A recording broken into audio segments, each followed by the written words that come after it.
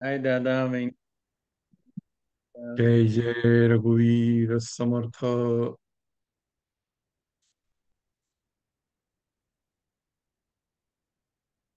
गुरुर्ब्रह्मा गुरुर्विष्णू गुरुर्देवो महेश्वरः. गुरु साक्षात परब्रह्म तस्मै श्री गुरवे नमः. ओम नमः शिवाय. आज आपण शंकराची आरती घेणार आहोत. रामदास स्वामींना वंदन करून अ, सुरुवात करतो.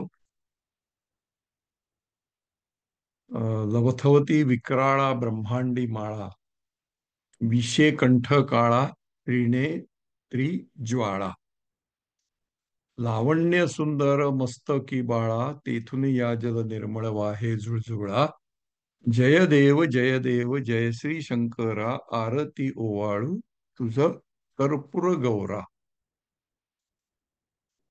समर्थ रामदास म्हणजे मराठी शब्दकोशाचं भांडार आहे.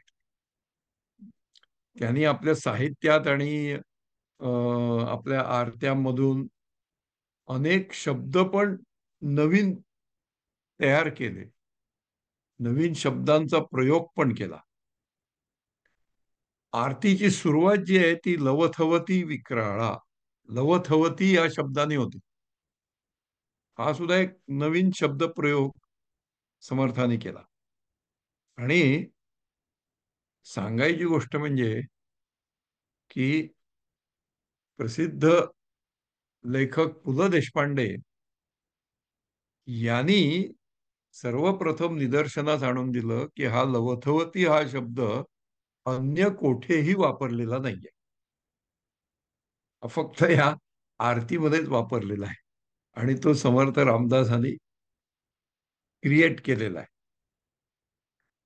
तर लवथवती याचा अर्थ प्रचंड वेगाने हालणारा, वायूसारखा गतिमान. लवलवती नाही आहे, हा लवथवती आहे. तो प्रचंड वेगाने हालणारा आणि विक्रांत म्हणजे अत्यंत भीषण, रौद्र, भयंकर असा.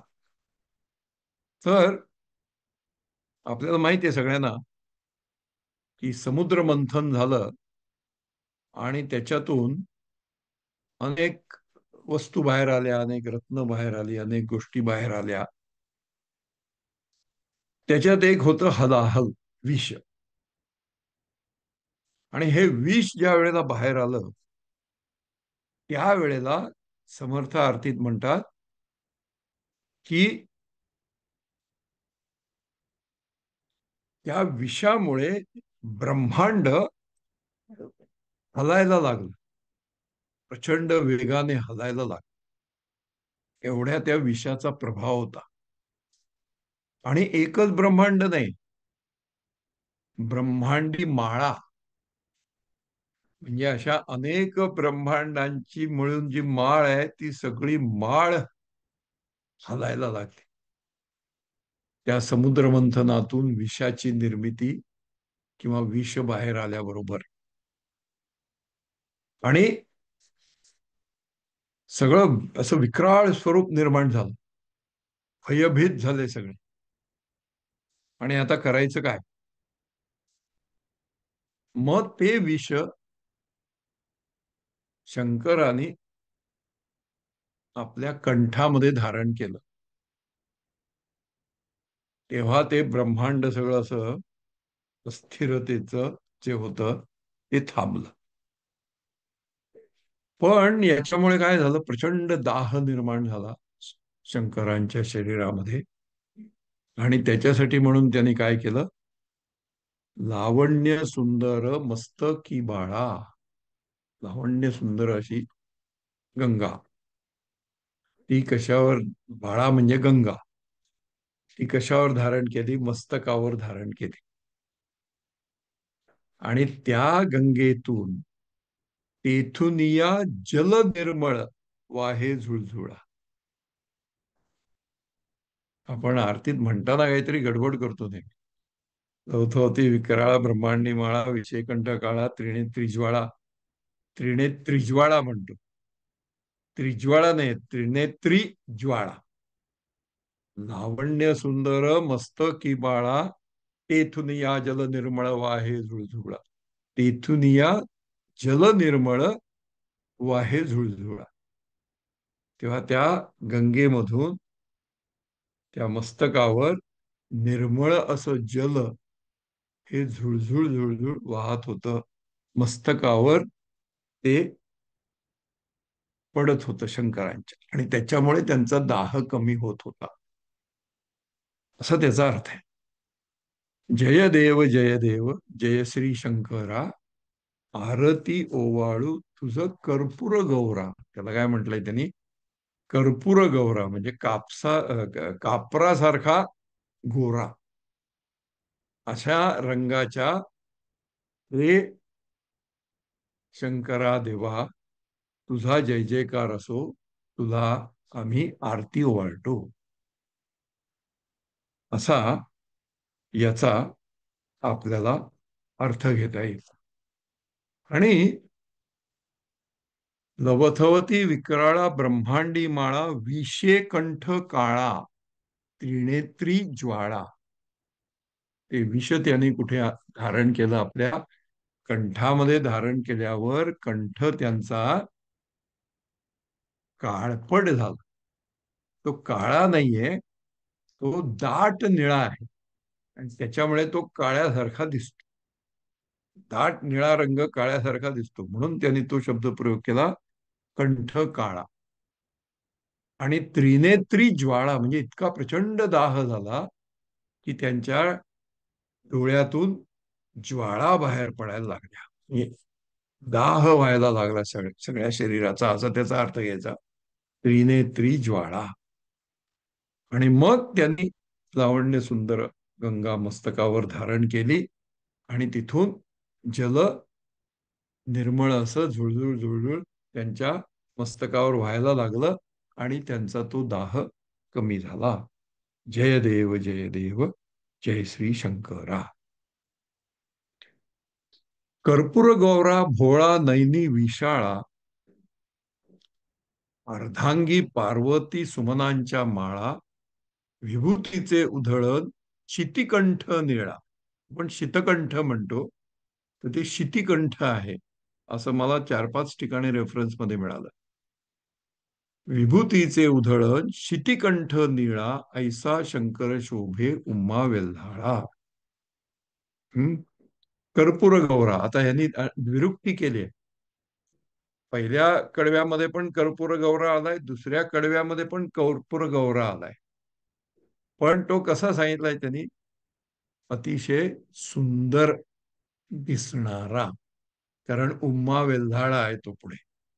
म्हणून कर्पूर गौरा भोळा म्हणजे असा गोऱ्या रंगाचा भोळा आणि विशाल नयनांचा असा भगवान शंकर, त्याची पार्वती अर्धांगी त्याच्या या सुंदर रूपामुळे त्याच्या मोहात पडली, आणि तिने सुमनांच्या माळा त्याच्या गळ्यामध्ये घातल्या.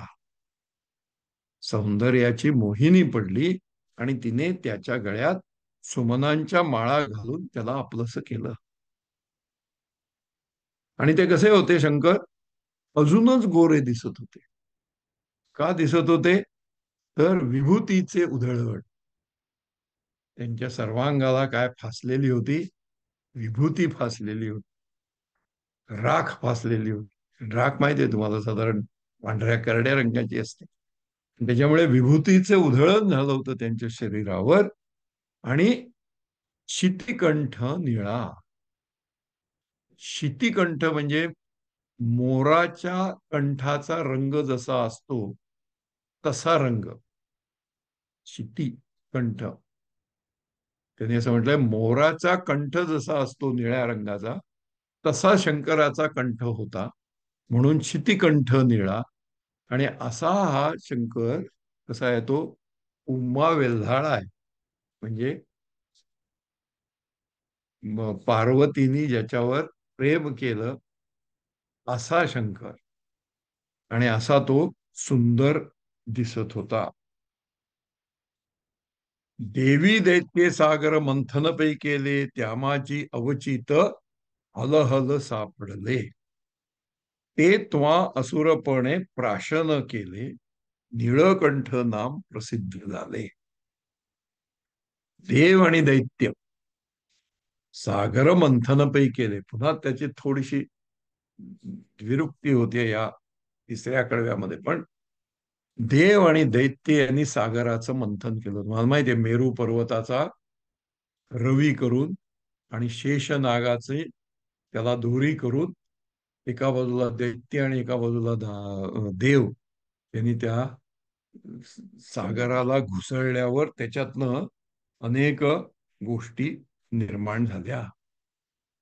आणि मग देव आणि दैत्याने भांडून त्या आपापसामध्ये वाटून घेतल्या. याला हे, त्याला ते, त्याला ते, असं सगळं. पण हलाहल मात्र कोणी घ्यायला तयार नाही. देवी दैत्ये सागर मंथन पै केले, त्या माझी अवचित अचानकपणे हल हल ते उठले. काय वर आलं? विष वर आलं, हलाहल वर आलं. आणि ते त्वा असुरपणे प्राशन केले.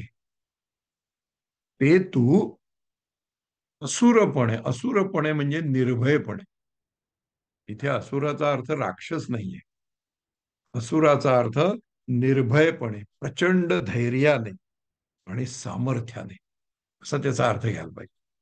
तेव्हा ते तू प्रचंड धैर्याने, निर्भयपणे प्राशन केलंस, आणि तुझा कंठ मोराच्या गळ्यासारखा निळा झाला, आणि म्हणून तुझं नाव नीळकंठ पडलं. नीळकंठ नाम प्रसिद्ध झाले. जय देव जय देव जय श्री शंकरा, आरती ओवाळू तुझं कर्पूर गौरा. पुढे काय म्हणतात? व्याघ्रांबण फणीवर, व्याघ्रांबण फणीवर धर सुंदर मदनारी, पंचानन मन मोहन मुनिजन सुखकारी. शतकोटीचे बीज वाचे उच्चारी, रघुकुल तिलक राम दासांतरी. व्याघ्रांबर म्हणजे वाघाचं कातड पांघरलेला. व्याघ्रांबर फणीवर धर, फणी म्हणजे फणा, म्हणजे साप. तेव्हा जो फणाधारी आहे, ज्यांनी सापाला धारण केलेला आहे, आणि ज्याने व्याघ्र चर्म धारण केलेला आहे, असा तो कसा आहे? सुंदर आणि मदनारी. मद मदन परी, परी म्हणजे शत्रू. मदनाचा शत्रू म्हणजे ज्यांनी मदनालाही मागे टाकलाय, त्याच्याही पेक्षा जास्त सुंदर दिसणारा, म्हणजे तो कामदेवाचा शत्रू, म्हणजे कामदेवालाही त्याने आपल्या ताब्यात घेतलं, असा सुंदर दिसणारा. म्हणून तो शब्द वापरलाय मदनारी. व्याघ्रांबण फणीवर धर सुंदर मदनारी, मदनाला सुद्धा आपल्या ताब्यात ठेवणारा असा सुंदर. आणि कसा?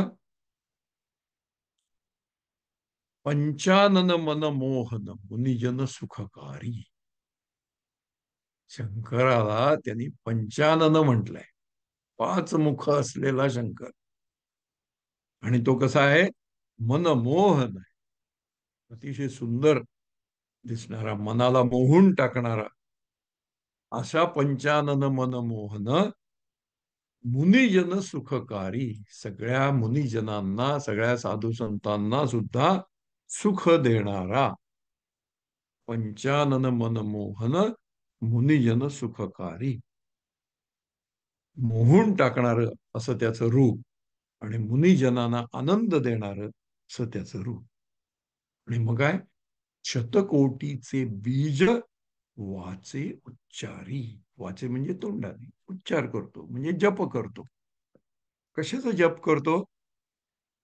शतकोटीचे बीज म्हणजे 100 कोटी जप केल्यानंतर ज्याच्या जे जे फळ मिळेल त्या नामाचा जप.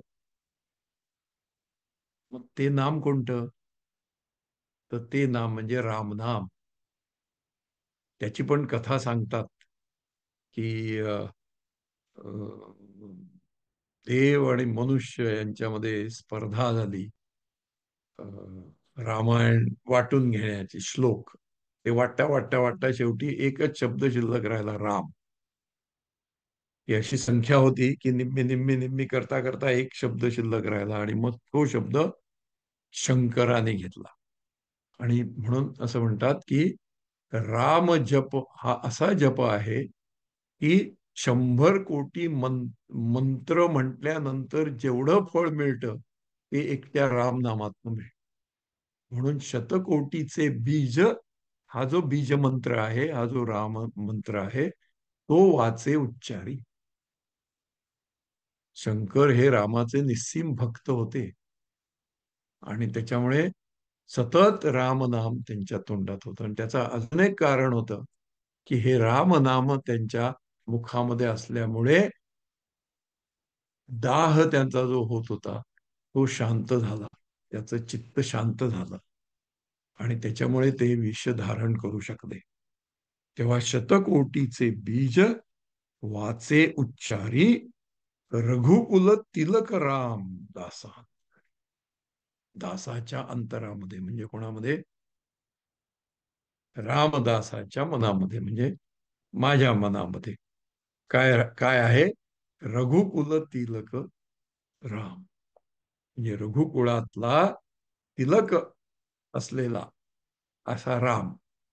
या रामाचं माझ्या रामदासाच्या अंतरामध्ये ते वसलेले आहेत. तसेच ते शंकराच्याही अंतरामध्ये वसलेले आहेत. असे दोन्ही अर्थ त्याच्यामध्ये आहेत. रघुकुल तिलक राम दासा अंतरी. अंतःकरणामध्ये रामनाम वास करीत आहे. एक आता अर्थ विचार करायला घेतला मी. पंचानन म्हणजे काय? शंकराला 5 मुख कशी काय? तेव्हा त्याचंही वर्णन मला एके ठिकाणी मिळालं आणि माझ्या असं लक्षात आलं की जे सद्गुरू म्हणून आहेत बघा, प्रसिद्ध, जे दाढीवाले, ते पांढरी दाढीवाले, आणि ते इंटरनॅशनल फेम आहेत आणि ते प्रवचन वगैरे करतात.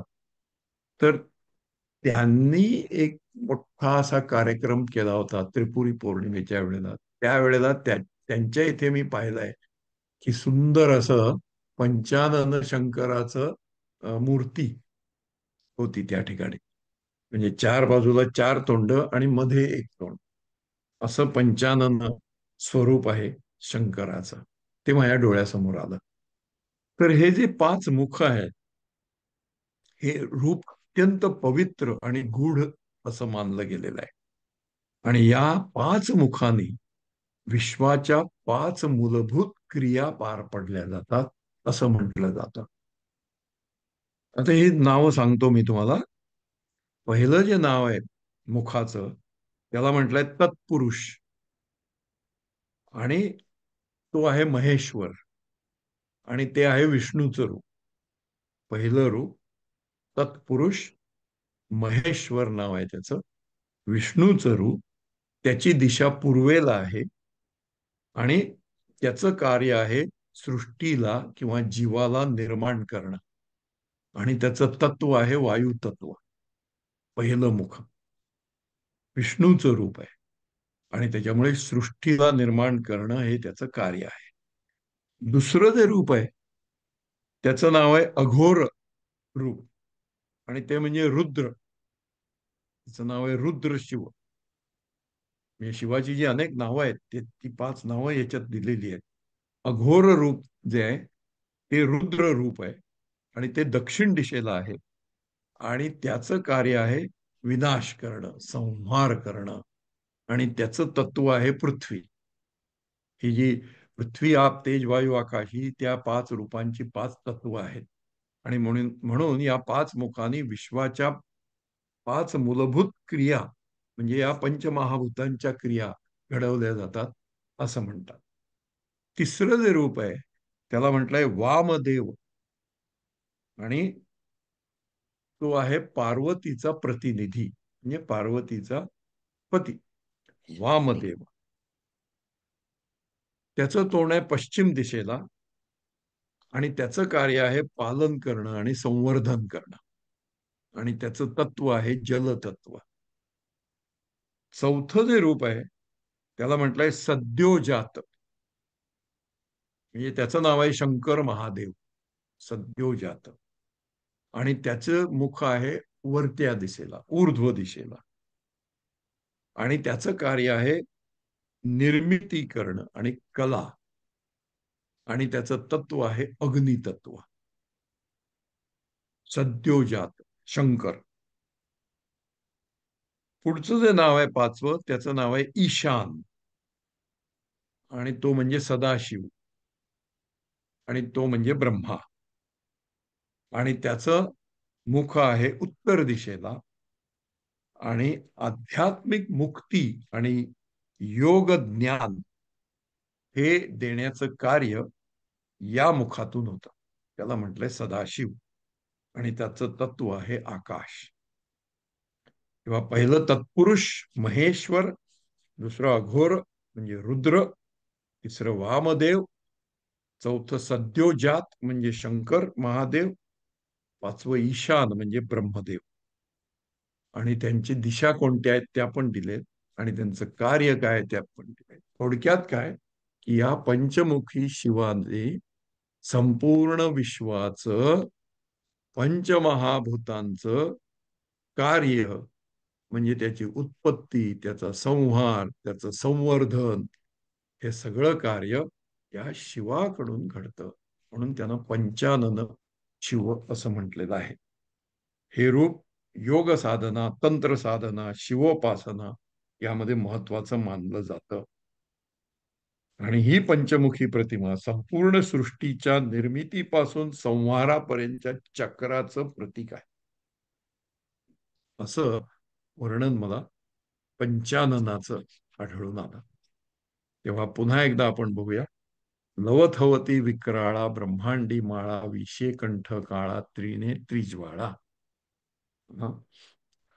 समुद्र मंथनातून निर्माण झालेलं विष ज्याने आपल्या कंठामध्ये धारण केलेला आहे, आणि त्याच्यामुळे त्याचा कंठ दाट निळ्या रंगाचा म्हणजे काळसर झालेला आहे, आणि इतका दाह झालेला आहे की त्याच्या शरीरातनं आणि नेत्रातनं ज्वाळा बाहेर पडत आहे, असं त्याचं विक्राळ स्वरूप झालेलं आहे.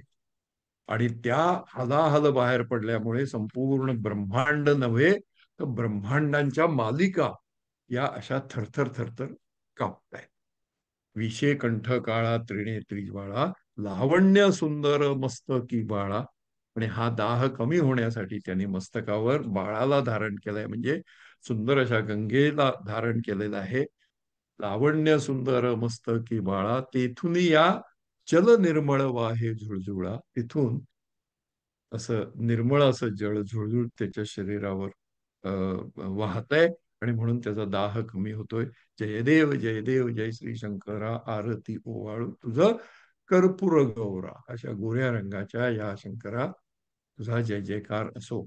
देवी दैत्य सागर मंथन पै केले, देव आणि दैत्य यांनी सागराचं जे मंथन केले, त्या माझी अवचित हल सापडले. त्याच्यातनं जे हल हाल वर आले, ते तू निर्भयपणे आणि प्रचंड ताकदीने आपल्या गळ्यामध्ये धारण केलंस. ते तू असुरपणे प्राशन केले, आणि म्हणून तुझं नीळकंठ हे नाव प्रसिद्ध झालं. जयदेव जयदेव जय श्री शंकरा. व्याघ्रांबड फणीवर धर सुंदर मदनारी. व्याघ्रांबर धारण केलेला, सापाला धारण केलेला, सापाला सुद्धा कशासाठी धारण केलं, थंडावा मिळणे. फणीवर धर सुंदर मदनारी, पंचानन मन मोहन मुनिजन सुखकारी. मनमोहक पंचानन असं तुझं स्वरूप मुनिवरांना सुद्धा आनंद देणार आहे. या सर्व चराचर सृष्टीला आनंद देणार आहे. या सर्व चराचर सृष्टीचं पालन करणार आहे. पंचानन मन मोहन मुनिजन सुखकारी, आणि शतकोटीचे बीज वाचे उच्चारी. तू काय करतोय? सतत राम नामाचा जप करतोय. ज्या उच्चाराने 100 कोटी मंत्रांच्या जपाचं फळ मिळतं, सामर्थ्य मिळतं, असा रामनामाचा जप तू कंठामध्ये धारण केलायस, तू करतोयस. आणि म्हणून रघुकुल तिलक रामदासा अंतरी, हे रघुकुळातलं जे मुख्य देव आहे, जो राम आहे, तिलक आहे, त्या तिलकाचं नाव तू धारण केलंयस अंतःकरणात. तसंच कवी रामदासांनाही अंतःकरणात धारण केलेलं आहे. जय देव जय श्री शंकरा, आरती वाळू प्रभुरा, असा या याचा अतिशय सुंदर अर्थ आहे. आणि रामदास स्वामींच्या शब्दातून त्याचं जे सौंदर्य येतं, कळतं, ते पण अतिशय असं म्हणजे मनाला आनंद देणार आहे. असा अर्थ आपण लक्षात घ्यावा आणि ही आरती म्हणावी. ही खूप छान मजा येते. खूप खूप धन्यवाद. इथे आपण थांबूया.